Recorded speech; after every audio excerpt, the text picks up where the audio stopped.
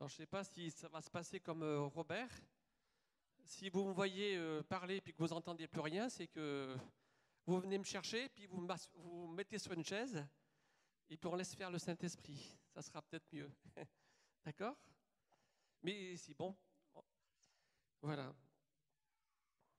J'avais à cœur de vous lire ce matin, je ne sais pas, le Seigneur m'a inspiré en lisant la vie du roi Josias. Alors, je ne sais pas si vous le connaissez, mais c'était un des derniers rois de Juda. Et c'était un des rois qui a été bon devant l'Éternel, qui a aimé l'Éternel, et depuis sa plus tendre enfance. Et ce qui est extraordinaire avec Josias, c'est que ses ascendants étaient contre Dieu, ses descendants étaient contre Dieu, et lui, il a été pour Dieu. Et ça, c'est extraordinaire, parce qu'on se dit, et quand je vois, comme disait Jean-Pierre, Sabrina ou Sarah, tous ces jeunes qui se forment pour le Seigneur, et quel honneur pour moi, papa, de voir ma fille Sarah. C'est vraiment presque à pleurer, quoi. Parce que nos enfants iront plus loin que nous, et nous devons les amener, pour qu'ils aient le meilleur dans la maison de Dieu. Amen. On va peut-être prier pour que cette parole touche nos cœurs ce matin. Seigneur, je suis vraiment un serviteur inutile. C'est toi qui mets les paroles de vie dans le cœur des hommes. Seigneur, tu as planté de toute éternité la pensée de Dieu en nous. Et Seigneur, ce matin, comme ce chant nous le disait, nous voulons nous réveiller pleinement en toi, prendre toutes les promesses qui sont pour nous et ne rien retenir, ouvrir tous les cadeaux que tu as mis pour nous ce matin, tous les ouvrir, Seigneur. Merci, Papa, merci de bénir ta parole, de bénir nos cœurs, Seigneur, que les oreilles de notre cœur entendent ta parole ce matin, pour qu'elle produise du fruit pour la vie éternelle pour chacun d'entre nous, Seigneur, et que chacun soit arrosé, béni, fortifié, Seigneur. Et que chaque plante qui est là ce matin grandisse un peu plus en toi, Seigneur. Amen, et bénis ta parole. Amen. Amen. Alors commençons par voir un peu. Donc Josias, ça sera la trame c'est le fil rouge, on pourrait dire, de ce message, qui est composé de plusieurs parties. D'abord, on voit que Josias, quand il devient roi, il avait 8 ans. Et des suite, il fit ce que l'Éternel considéra comme juste et suivit l'exemple de son ancêtre David, sans jamais s'en écarter ni d'un côté ni de l'autre. C'est extraordinaire parce qu'il appelle son père David, alors que David n'est pas du tout son père c'était Amon. Mais Amon a fait ce que Dieu n'aimait pas. Et il fait référence à David, qui a été trouvé juste aussi.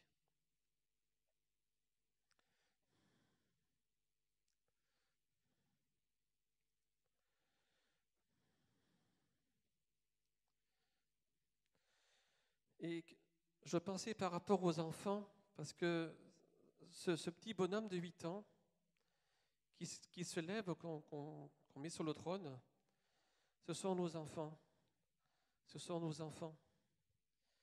Et les enfants devront choisir un jour ou l'autre, malgré ce qu'on leur apporte. Et il nous dit que dans le Proverbe 11, le jeune enfant manifeste qui il est par ses actes. On voit si sa conduite sera pure et droite. Déjà, en regardant l'enfant, on peut voir s'il pousse juste, s'il pousse droit. Et ça, c'est vraiment une des missions que Dieu a confiées aux parents, c'est de voir comment leurs enfants poussent. S'ils poussent bien, s'ils poussent mal. Et dans tous les cas, il faut s'occuper d'eux. Dans tous les cas, il faut les arroser par la parole, par les conseils, par l'amour surtout, parler avec eux et les amener de plus en plus dans les bras du Seigneur.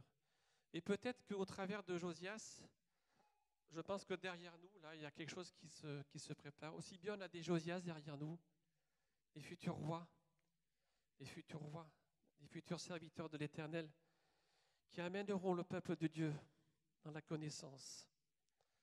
Amen. Alors c'est vrai que nos enfants devront choisir, et on les laisse libres, effectivement, de choisir S'ils veulent quitter les voies de Dieu, ils le peuvent. Mais combien c'est bon quand on goûte à la saveur de la parole, quand on goûte à l'amour de Dieu. Vraiment, je crois que le jeune est dans de bonnes mains et il est au bon endroit. Je crois que nous devons, nous, familles, enseigner à nos enfants de suivre le Seigneur. Oui. Donc, prenons du temps avec eux.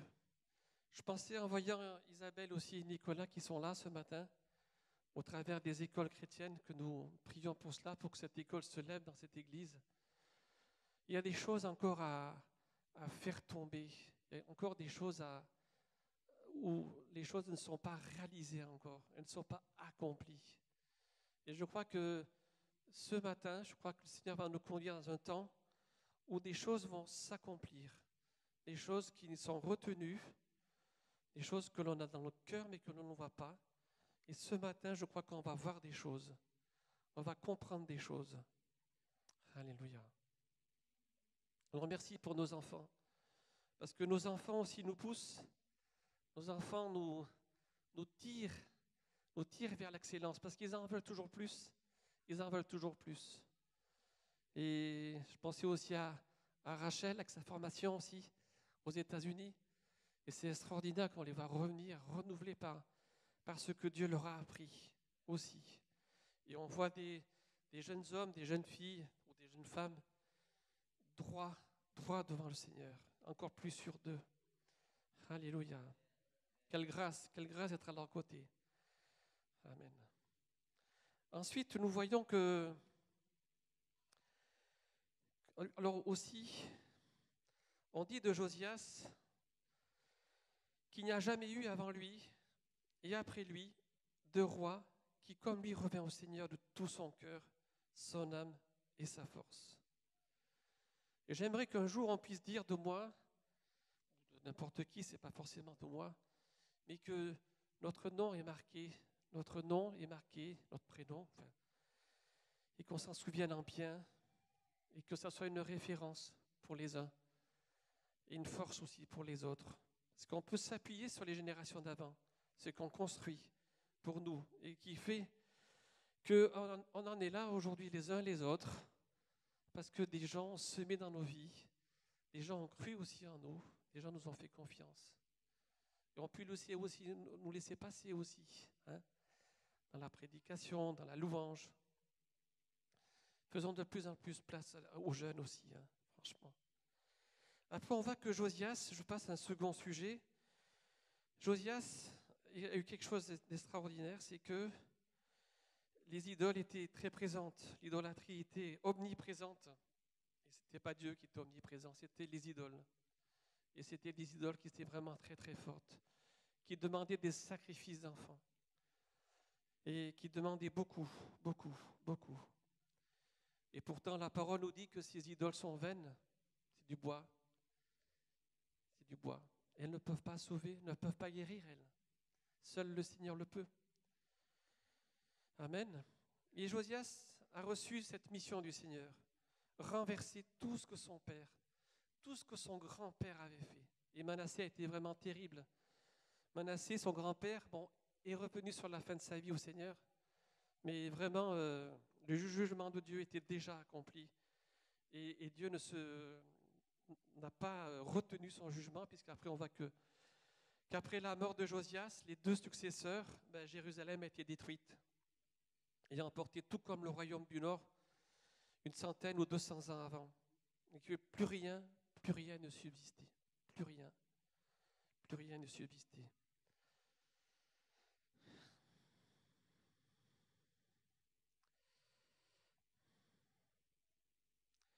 Ces idoles, quelles sont-elles, ces idoles? Je pense qu'on n'en est pas au même stade qu'Israël, qui laissait d'autres dieux étrangers pénétrer et qui se détournaient de ce que Moïse leur avait demandé, aussi cette loi de Moïse. Alors, quelles sont nos idoles?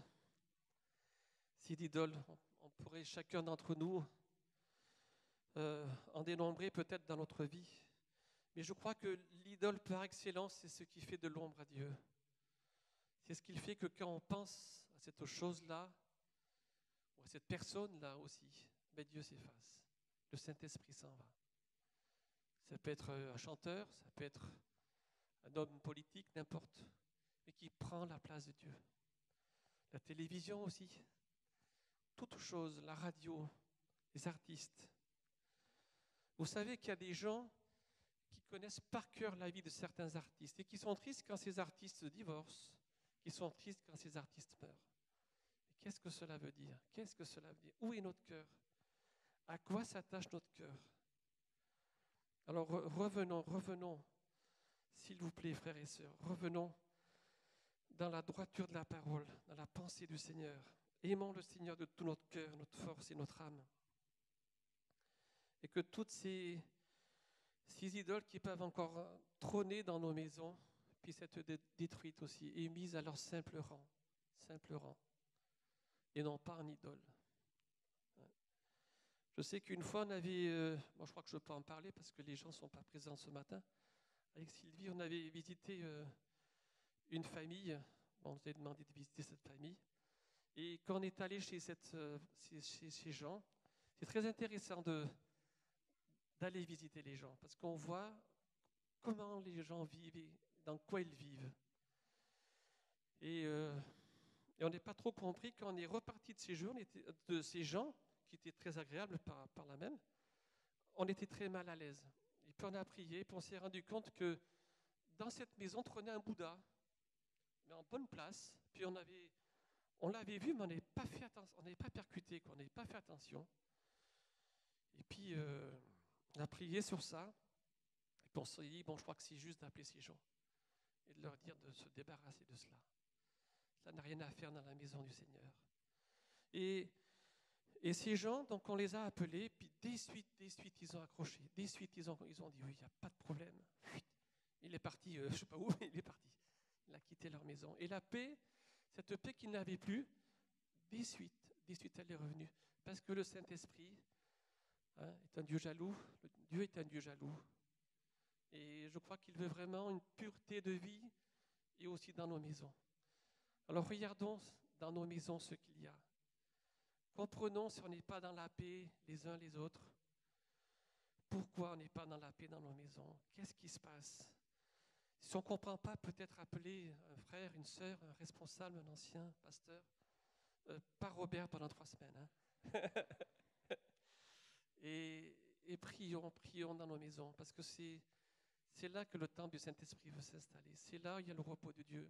Et ce n'est pas normal qu'on ne soit pas dans la paix. Hein. Alors je vous encourage à voir ce matin qu'est-ce qui peut détrôner la place de Dieu dans nos maisons, dans nos vies.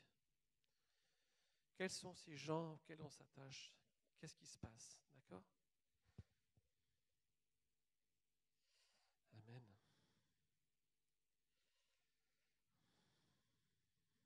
Après, on voit quelque chose d'extraordinaire. Donc, Josias, qui était roi depuis bientôt 10 ans, donc c'était à 18 ans, il a été roi à 8 ans. Et vous avez vu tout ce qu'il a déjà fait?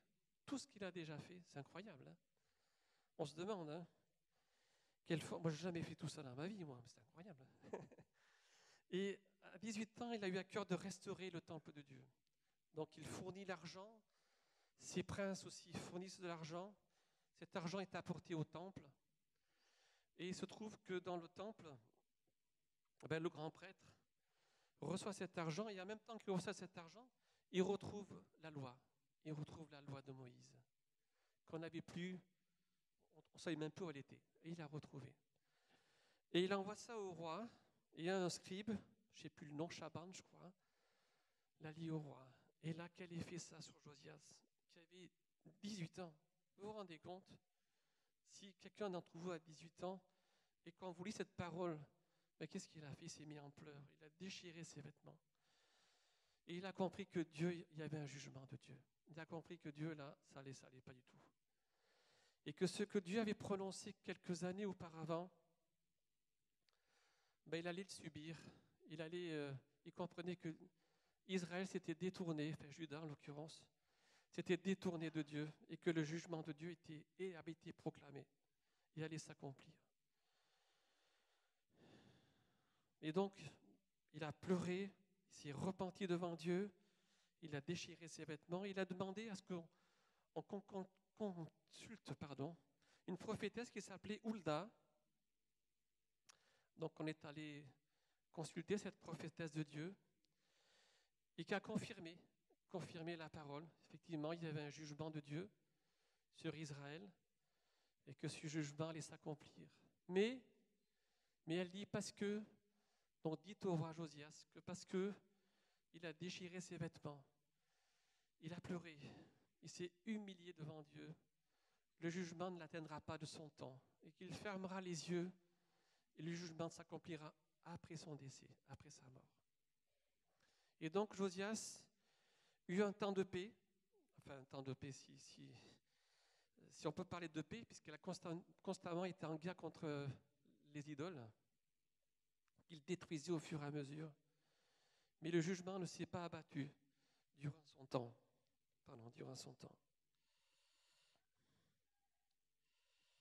Donc, il réforme, il purifie, il détruit des idoles. Il va même en Israël du Nord, en Samarie, à Bethel, pour aussi détruire tous ces temples de Moloch, de Baal. Et donc, aussi, il remet en place la Pâque. Il restaure la Pâque. Et ça, c'est quelque chose d'extraordinaire. Parce que depuis les juges, cette Pâque n'avait pas été faite. Vous vous rendez compte ? C'est la première fois qu'on recélébrait la Pâque. Et Josias donc convoque tout le monde, tout le peuple, tous les anciens, tous les princes. Et ils font une Pâque, mais alors extraordinaire.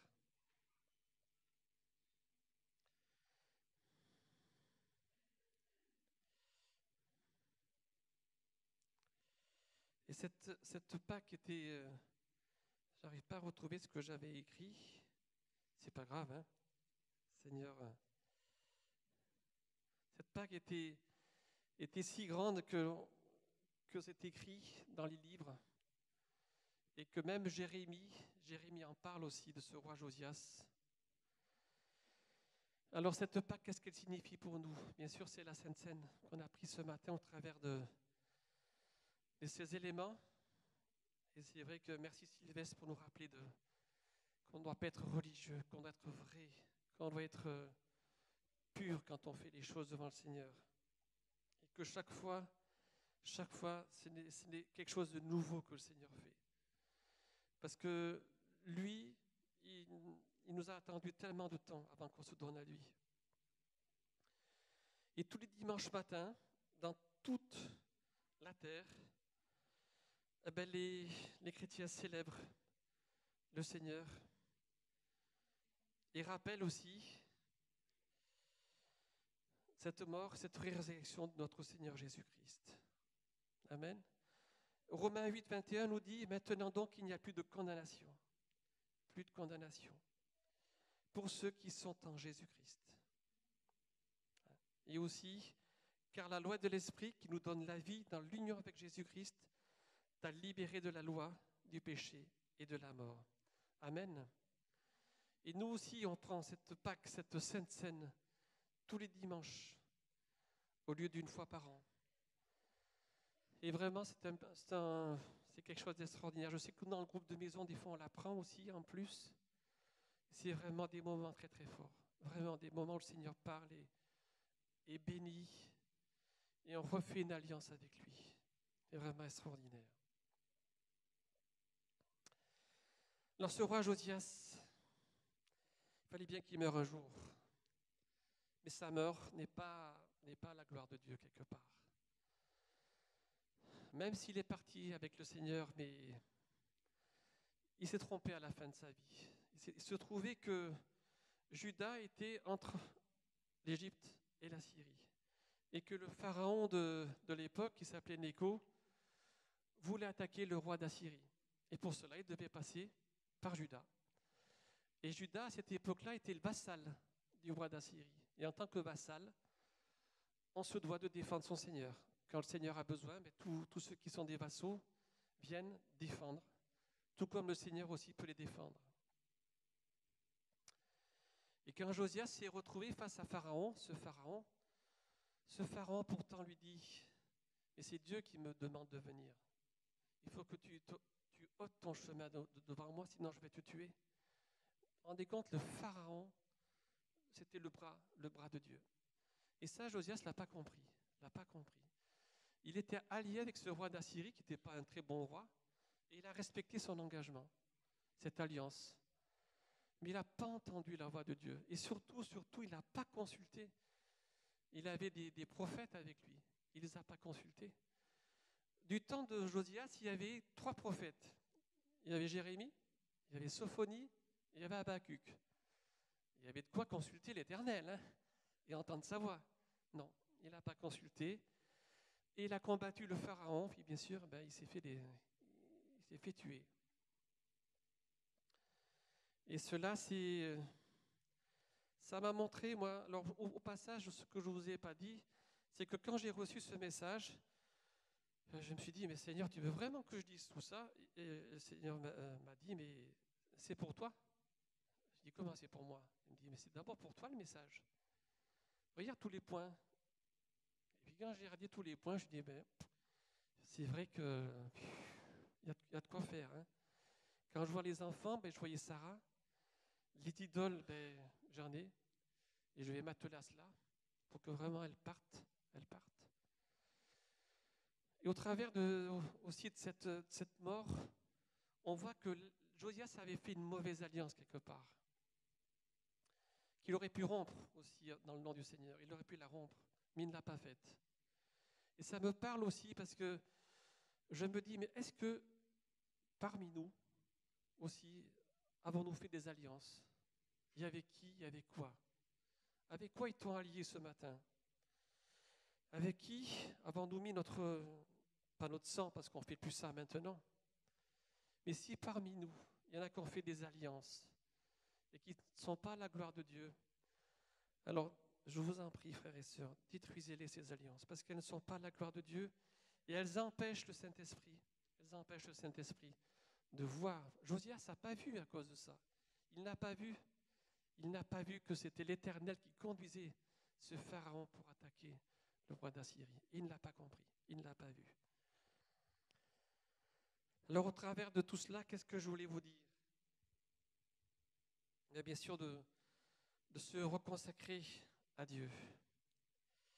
Parce que si on ne fait pas cela, on ne peut pas avancer, on va stagner.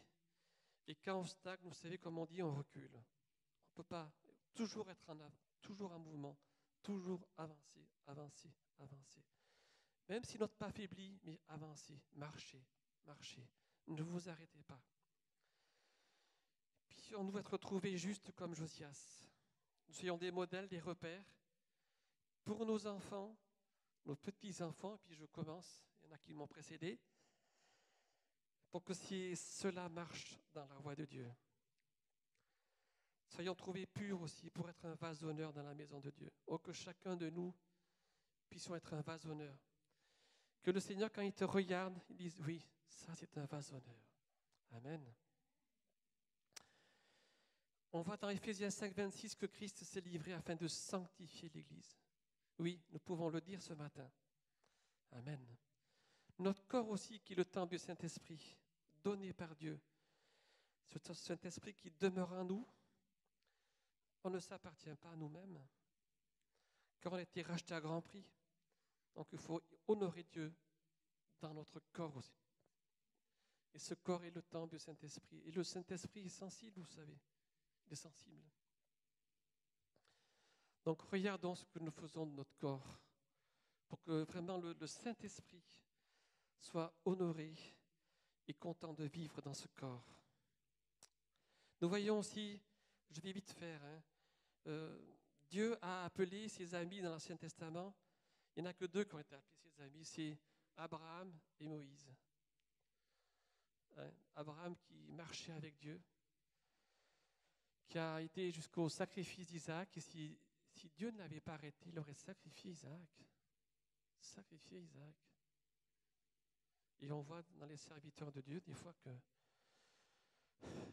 il y a des enfants qui disparaissent jusqu'à temps qu'on comprenne quelle est la volonté de Dieu. Et aussi on voit un autre homme qui était Moïse. Et Moïse,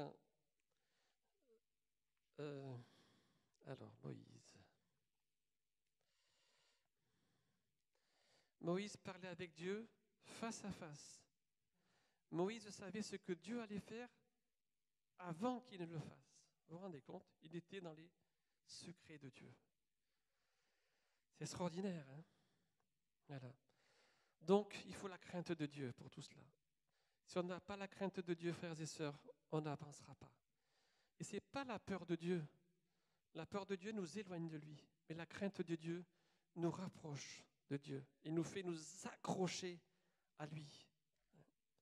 David a craint l'Éternel. Et vous savez quand c'est que David a craint l'Éternel? Quand son serviteur a été frappé lorsqu'il a mis la main pour retenir l'arche. Et Dieu l'a puni, il l'a tué. Et on dit, mais qu'est-ce qui se passe, Seigneur? Et David n'a pas compris sur le moment. David était en colère contre Dieu. Mais finalement, son cœur s'est calmé. Et il a eu la crainte de Dieu. Il a dit, mais Dieu est grand, immensément grand. Et aussi parce que Dieu, en faisant rouler l'arche avec des bœufs sur une charrette, aussi désobéissait au Seigneur. Il n'avait pas compris qu'il fallait porter l'arche et non pas la faire rouler. Là aussi, c'est un manque de... Pourtant, il connaissait la parole, hein, mais il n'a pas obéi là. Donc, Hébreux 12, 14, 15, je vais conclure. Recherchez la sanctification, sans laquelle personne ne verra le Seigneur. Personne ne verra le Seigneur. Si ce matin tu te dis, oh, je vais bien m'en sortir, je vais bien y arriver, je vais faire un coup à gauche, un coup à droite. Non. Le Seigneur, c'est tout droit. La sanctification, c'est la croix. On passe par la croix. Il faut veiller à ce que personne ne se prive de la grâce de Dieu. La dernière fois, j'avais eu à cœur de parler de la grâce de Dieu. Et aussi ce matin, je prie pour que cette grâce coule parmi nous ce matin puissamment. Hein. Et cette grâce de Dieu, quand elle est associée à la crainte de Dieu, qu'est-ce qu'elle produit? Elle produit la sainteté, la pureté du cœur. D'accord? Donc Dieu promet que si nous le purifions des souillures du monde, il habitera en nous dans sa gloire. Alléluia. Amen. Et aussi un dernier verset, et puis je conclurai. Et c'est un verset qui est dur quelque part parce qu'il nous dit dans Proverbe 29, 25, la crainte de l'homme s'oppose à la crainte de Dieu. Alors le message que je te laisse ce matin, c'est qui crains-tu? Est-ce l'homme ou est-ce Dieu? Amen. Amen.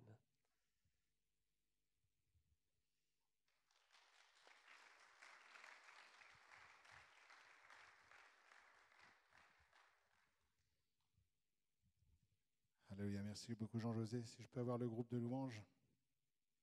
Alléluia. On va se lever dans la présence de Dieu.